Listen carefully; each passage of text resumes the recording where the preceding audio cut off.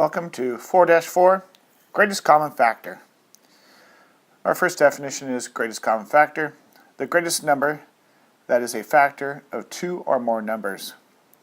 You can see here in this Venn diagram that we have two numbers, 12 and 20. We're going to list all the factors of 12, which are 3 times 2 times 2, and for 20 we have 2 times 2 times 5. Now what do they have in common? They have two 2's in common, and when I multiply them together, they give me 4. So that would be the greatest common factor, was what they have in common, and it's the largest. 2 times 2 is 4. So that's the basics of it. Let's proceed on to the next slide. How do we get to those answers? Well, we have two methods. We have the first method, and it's something that you should have some sort of familiarity with, and that's like we list all the factors of 12. 1, 2, 3, 4, 6, and 12. And then we do the same thing for 20. 1, 2, 4, 5, 10, and 20. We line them up fairly close to each other so we can examine and compare them. And we notice that 1, 2, and 4 are all in common, but which one's the greatest? And that would be 4. So the greatest common factor of 12 and 20 is 4. And that's one method you can use. I recommend using that method with smaller numbers that you are comparing. The second method, which is something that you should be familiar with, but if not, here it is. It is using prime factorization. We made a prime factorization tree of 12, and we found out that it was 2 times 2 times 3. We made a prime factorization tree of 20, and we found out that the answer was 2 times 2 times 5. And what we do is we compare them by putting them one on top of each other and circling the ones that they have in common.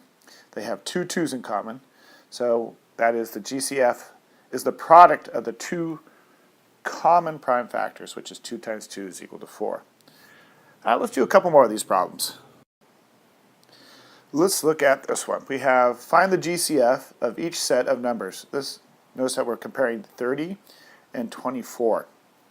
And in the previous lessons, we learned how to do the prime factorization. And right here we have 30. Does not matter which two factors you start off with. In this example, we did 2 times 15 right here. And then we notice that 2 is a prime number, so we'll leave that alone. Then we go to 15, and we break it down into two more factors, which is 3 times 5. So the prime factorization of 30 is 2 times 3 times 5. We should put those in numerical order to help us out. We'll do the same for 24. Doesn't matter which 2 you start off with, as long as the factors equal to 24. And then we go ahead and break down the factorization tree like we learned in the last lesson. 2 times 6 is 12, and 2 is, of course, prime. Then we have to go to 6. Then we have 6 is 2 times 3. And once again, we line them up in numerical order. All right, here's the new part. We have 30, and we have 20. And we'll list them out, leaving space, of course, for the 3 2's that we have here. And this is something that you got to get used to. So we notice that there are 2 2's and 2 3's. So what does that mean? Well, what we do is we take the 2 and the 3 that they both have in common, 2 and 3, multiply them together, and that will give us the GCF. This is the GCF. Let's try that again, but this time let's use 3 numbers.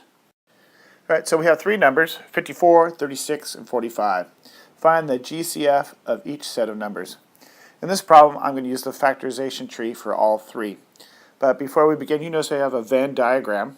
And instead of having 2 circles, we have 3. And they overlap where it is all white. So we already know what the answer is going to be. Our 2 prime factors are 3 and 3.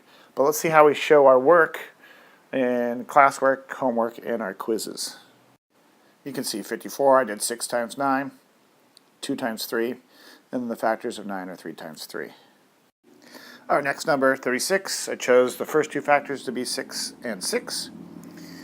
6 and 6 are not prime, so I go ahead and find 2 factors of 6, and that's 2 and 3, and 2 and 3.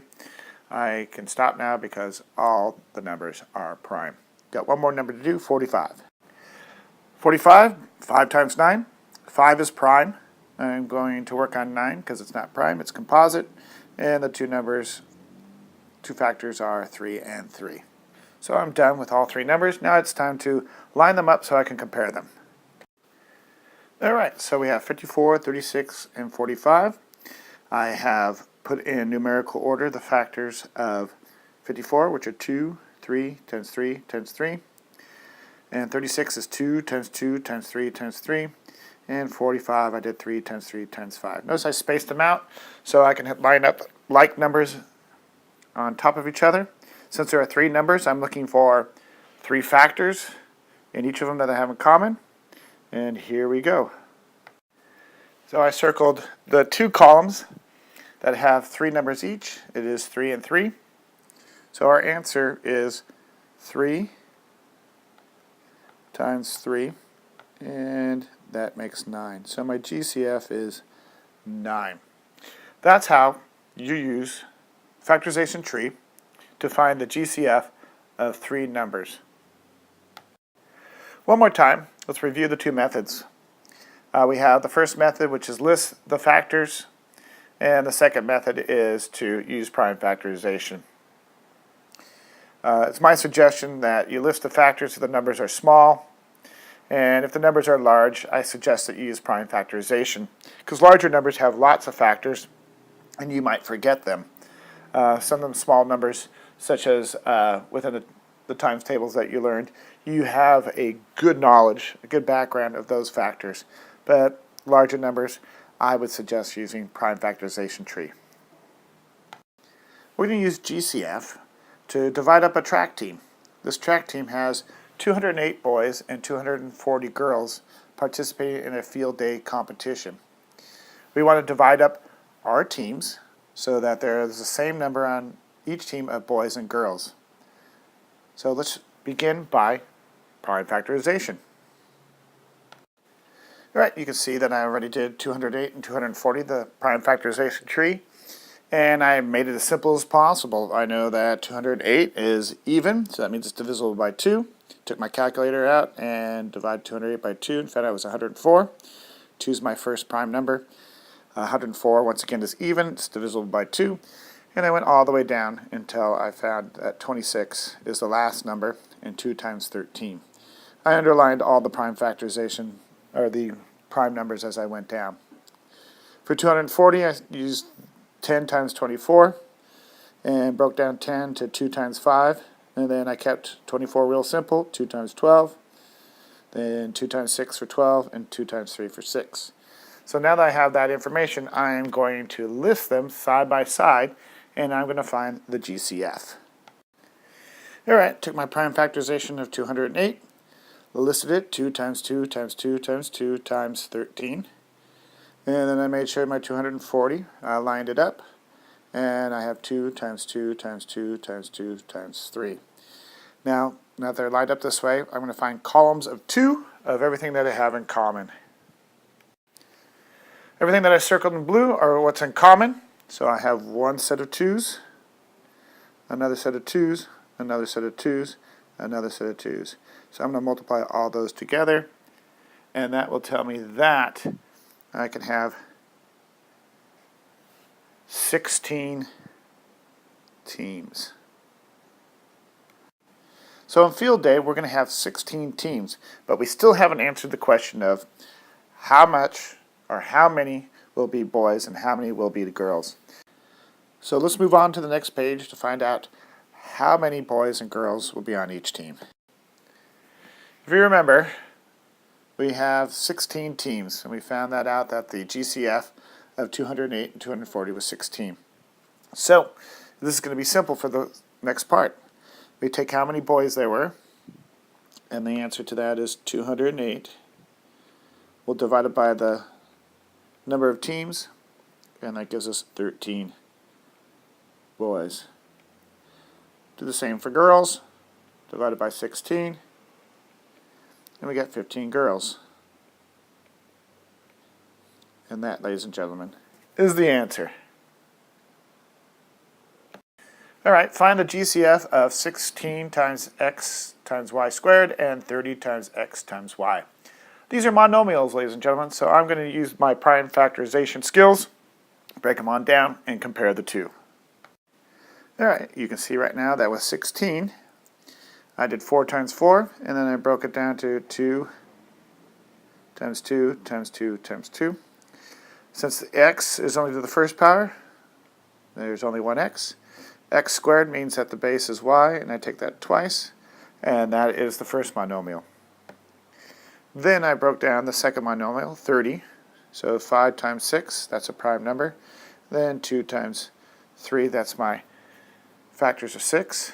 And we notice that our variables are only to the first power. And I went ahead and lined them up as best as possible. And since there's 2 monomials I'm comparing, I'm looking for a series of 2. So you can see right now I have 2, x, and y. So I take 2 times x times y, and I'll just put them together in a algebraic form, 2xy, and there's the answer. In this problem, we're going to factor 2 monomials. We're not comparing them, we are going to factor them. So what we're going to do is we're going to break down each one, and we're going to find their prime factorization and look for their GCF. Alright, you can see that our first monomial, 2x, is already factored. It's 2 times x. So I broke them down. And then I took 6, which is not a prime number, it's a composite, and I found its prime factorization. So you can see right now. Now let's compare the two. And I notice that they have a 2 and a 2 in common. So I want to take that out.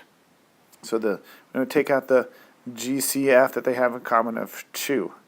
So if I took a 2 out, all right, and remembering that we have multiplication with the 2x, so there you go. That parentheses means that I am multiplying.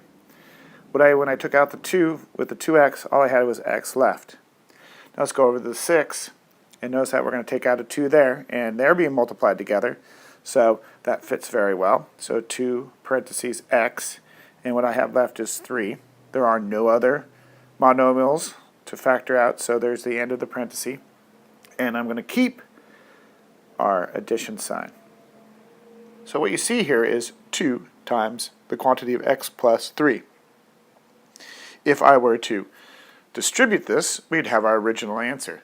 So what we have done here is done the reverse of the distributive property, or as the directions say, we factored